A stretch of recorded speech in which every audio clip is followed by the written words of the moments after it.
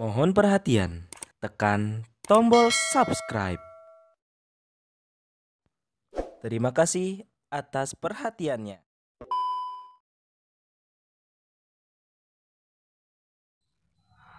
Assalamualaikum warahmatullahi wabarakatuh. Saya Yadi Muhammad, driver online Depok. Kita tak perlu capek-capek melakukan investigasi, tak perlu bongkar file lama, nggak perlu pakai teori ini, teori itu, juga nggak perlu mengkaitkan informasi satu dengan informasi yang lainnya hanya untuk mencurigai seorang Permadi Arya alias Abu Janda. Nah, karena belakangan ada pengakuan belak-belakan dari Abu Janda. Siapa sebenarnya diri Abu Janda? Rupanya dalam pengakuan itu ya memang seperti yang kita curigai sebelumnya, bahwa memang Abu Janda adalah influencer atau buzzer istana. Kalau istilah saya sih manusia remote dari istana. Meskipun menurut pengakuannya tidak permanen, hanya sebatas Pilpres 2019. Namun siapa yang mau percaya kalau sudah kenal dengan istana, ya insya Allah langgeng hubungannya, karena memang diperlukan untuk misi tertentu, yaitu yang pernah dicurigakan oleh beberapa pihak untuk mengobok-obok umat Islam. Nah, inilah pengakuan dari seorang Abu Janda. Nah, semenjak kita lihat, kita simpati ke Pak Jokowi, kita mulailah rajin membela beliau di media sosial gitu. Nah, ketika dekat-dekat mau Pilpres kemarin 2019, 2018 kita di-approach sama tim ses lah gitu. Kita direkrut. Itulah, jadilah kita waktu itu memang salah satu influencer Pak Jokowi di Pilpres 2019. Itulah yang mungkin kemarin sempat viral buzzer-buzzer itu. Memang benar kita pernah jadi tim sesnya Pak Jokowi waktu itu sebagai influencer kampanyenya. Cuman itu hanya pada saat Pilpres. Itu yang sekarang dipelintir kemana-mana. Dibilang katanya, besar, kenapa? Honornya seberapa besar? Ya, zaman Pilpres itu kita tahu lah yang namanya ketika saat Pilpres itu emang logistik yang terlibat itu sangat-sangat besar lah. Karena ya ini udah rahasia umum lah ya, di negara ini memang perlu dana yang luar biasa kalau mau maju capres gitu kan. Jadi waktu itu nggak cuma dari Pak Jokowi, yang dari kubu seberang juga punya dana. Aku tahu logistiknya besar. Jadi mereka memang udah menganggap bahwa media sosial ini adalah satu front yang harus diperjuangkan juga. Jadi nggak cuma front belusukan di offline fisik aja, tapi sekarang online juga sudah dipertimbangkan. Akhirnya setiap tim kampanye waktu itu menyisihkan kan dana untuk logistik untuk kampanye di media sosial ini. Atau per tweet, Mas, honornya dulu. Oh, digaji kita? Digaji bulanan. Digaji. Itu tapi ini harus diluruskan ya. Ini yang dipelintir kemana-mana. Ini dianggap bahwa ini terus berlangsung. Enggak, selesai Pilpres dibubarin kita timnya. Enggak ada. Udah nggak ada lagi sekarang. Jadi itu nggak benar kalau misalnya dibilang kita ini sampai sekarang masih jadi buzzernya Jokowi, itu nggak benar. Itu iya lagi zaman Pilpres, iya kita waktu itu sempat jadi influencer Pak Jokowi, tapi pasca Pilpres itu udah dibubarin timnya. Pokoknya kita direkrut tuh setahun sebelum Pilpres, itu udah direkrut, udah mulai digaji. Jadi aku ya lumayan, alhamdulillah dapatnya lumayan. Itu aku yang benar-benar ya jackpot lah istilahnya, itu jebolnya tuh di situ. Sebelum itu ya bisa makan syukur gitu loh. Plus gara-gara aku tim sesnya Pak Jokowi, aku dapat peluang untuk ada bisnis itu. Jadi ya alhamdulillah lah, rezekinya lumayan. Aku rasa gini ya, karena kenapa ada yang dapat jadi jabatan jadi komisaris, kenapa enggak? Karena orang-orang yang dapat jabatan komisaris ini adalah orang-orang yang memang berjuang di TKN waktu itu. Ya, kalau aku beda, aku sama Denny ini waktu Pilpres kita ini influencer yang dibayar, gitu. Jadi aku rasa kenapa kita nggak ditawarin komisaris, kan lu udah dibayar, masa lu minta komisaris lagi? Gitu. Wajar lah aku pikir. Jadi komisaris ini hanya untuk yang benar-benar berjuang di TKN waktu itu, makanya pada jadi. Kalau gua kan digaji waktu itu, Mas. Nah, maka tidak heran kalau seorang Abu Janda ini nekatnya luar biasa. Siapapun dilawan. siapapun difitnah, entah itu seorang ulama, entah itu seorang politikus, ataupun siapapun lah, termasuk dia berani menistakan agama. Karena dia tahu bahwa sejak rejim ini bercokol di tanah air, kualitas hukum atau kualitas penegakan hukumnya sangat loyo.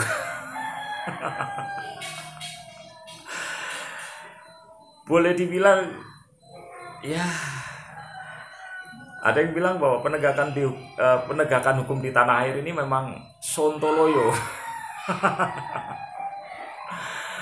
Nah, karena dia tahu kualitas penegakan hukum di tanah air, makanya dia berani berbuat nekat. Karena memang dia sudah dapat memastikan bahwa dirinya tak mungkin dijerat oleh hukum. Karena itu ada satu video yang sangat kontras kalau kita nilai. Tapi mungkin banyak pihak yang tidak ngeh atau tidak tidak sadar gitu ya, bahwa ketika Abu Janda melaporkan seorang Ustadz Maher Atualibi ke Bareskrim, seusainya melapor dalam kantor yang sama, dia justru menistakan agama yang menyebut bahwa teroris itu beragama Islam. Ini kan aneh. Di negeri yang mayoritas Islam, tapi ketika ada agamanya yang dinistakan, tidak serta-merta penegak hukumnya langsung menciduk. Terima kasih teman-teman wartawan yang datang ke sini. Hari ini saya ada di Bareskrim SPKT Bareskrim Mabes Polri melaporkan Ustadz Maher Atualibi. Jadi yang bersangkutan itu, Ustadz Maher itu mencuit di akun Twitternya, menyuruhkan kepada jamaah agar saya, Abu Janda, dibunuh. Jangan bilang Islam radikal itu nggak ada. Terorisme itu tidak punya agama. Jangan bilang kayak gitu. Nyata ada. Nyata ada orang-orang di luar sana yang selama dakwah nyuruh ngebunuh dengan bilang ini ajaran Islam.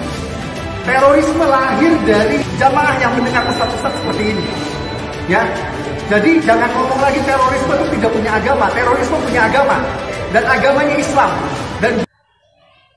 Nah, contoh lain kita bisa lihat dalam kasus penghinaan oleh Nikita Mirzani kepada Imam Besar Habib Rizik Syihab, yang kemudian diparodikan oleh Abu Janda. Kita bisa lihat soal kasus ini, kita pilah-pilah. Yang jelas-jelas melakukan penghinaan adalah Nikita Mirzani, tapi yang kemudian yang ditahan Habib Rizik Syihab, meskipun dalam konteks lain. Kita tahu bahwa sampai sekarang Nikita Mirzani itu masih melenggang bebas. Nah, kalau kita lihat sebenarnya bahwa Habib Rizik Syihab saat itu konteksnya adalah sebagai saksi, bukan tersangka, dan tidak sedang melakukan pelanggaran hukum. Tapi kenapa perlakuan penegak hukum terhadap HRS ini sangat luar biasa? Misalnya sampai dibuntuti, kemudian hingga dilakukan penangkapan. Nah, kalau kita bandingkan dengan Abu Janda yang jelas-jelas menghina Islam di ruang Bareskrim atau di kantor polisi, ini kita bisa nilai sendiri. Yang sampai sekarang masih juga melenggang seperti halnya Nikita Mirzani. Ini adalah sebuah potret carut marutnya penegakan hukum di tanah air. Nah, karena itu bahwa seorang Abu Janda ataupun yang lainnya yang memang berdiri di pihak penguasa itu sudah sangat pede. Nah, kalau kita lihat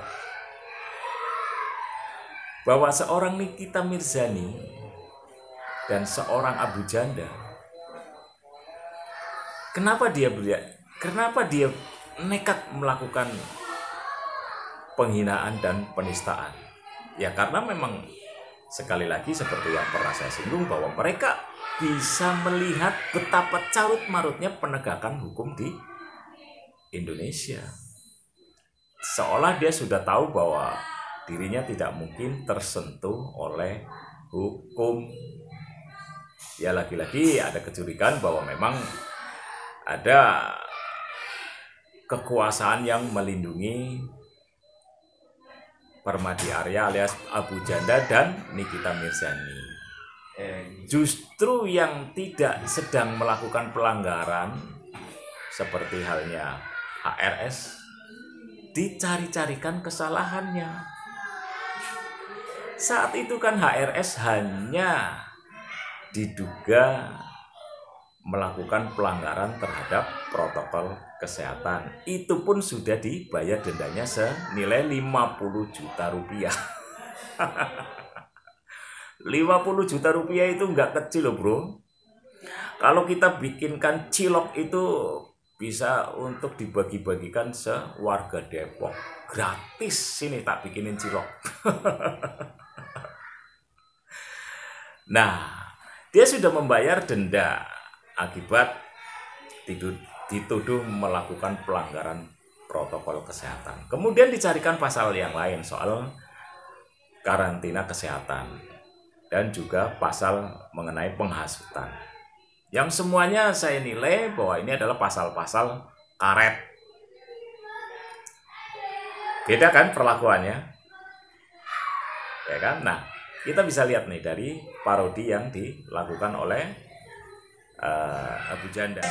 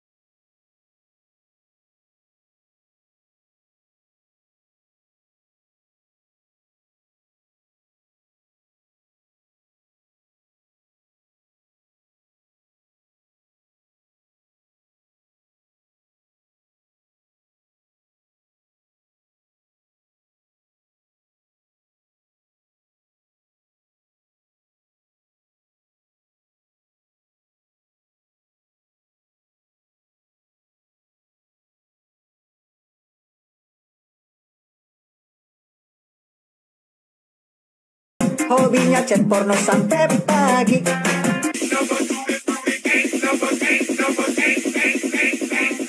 Ya, memang saya tidak akan mengomentarin semua apa yang dilakukan oleh Abu Janda dan para pelanggar hukum yang lainnya yang sampai sekarang tidak diproses seperti halnya Denny Siregar, Ade Armando, dan kawan-kawannya.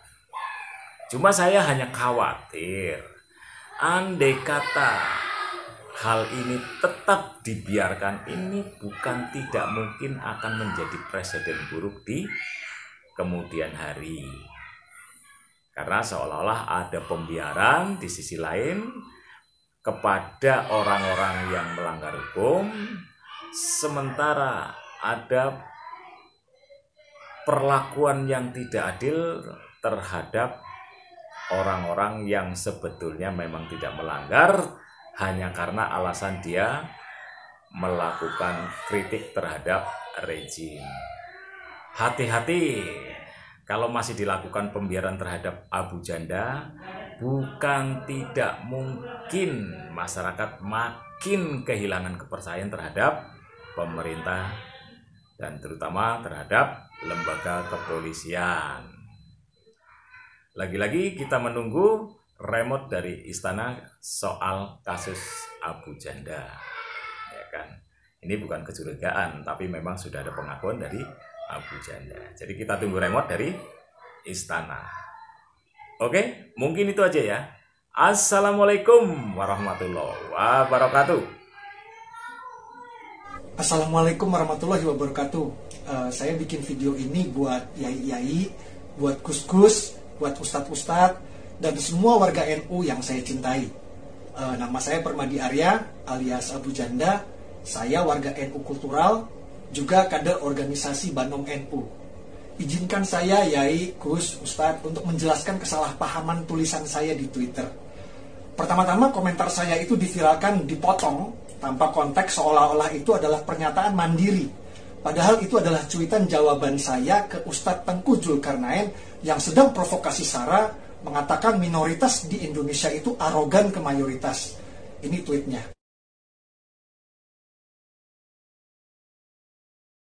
Jadi karena itulah keluar kata arogan di tulisan saya. Karena saya menjawab tweet Ustadz Tengku tadi yang mengatakan katanya minoritas di sini arogan ke mayoritas. Yang kedua, komentar tersebut tentunya saya bicara sebagai seorang muslim dalam konteks otokritik perihal masalah internal Islam saat ini.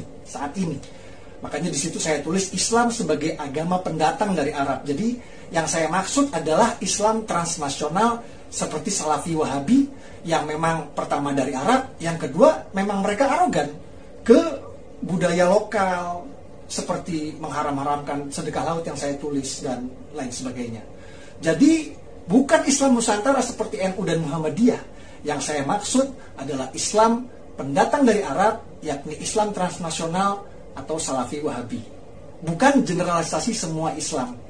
Segitu saja video singkat dari saya ini, semoga bisa menjelaskan. Mohon maaf jika ada kesalahpahaman. Maklum, jempol menulis saat debat panas, jadi keluarnya suka tidak sinkron. Sekali lagi saya ingin mengucapkan matur suwun, Yai, Gus, Tat. Mohon arahannya terus. Saya pamit. Wallahul muwafiq ila aqwamit thoriq. Assalamualaikum warahmatullahi wabarakatuh.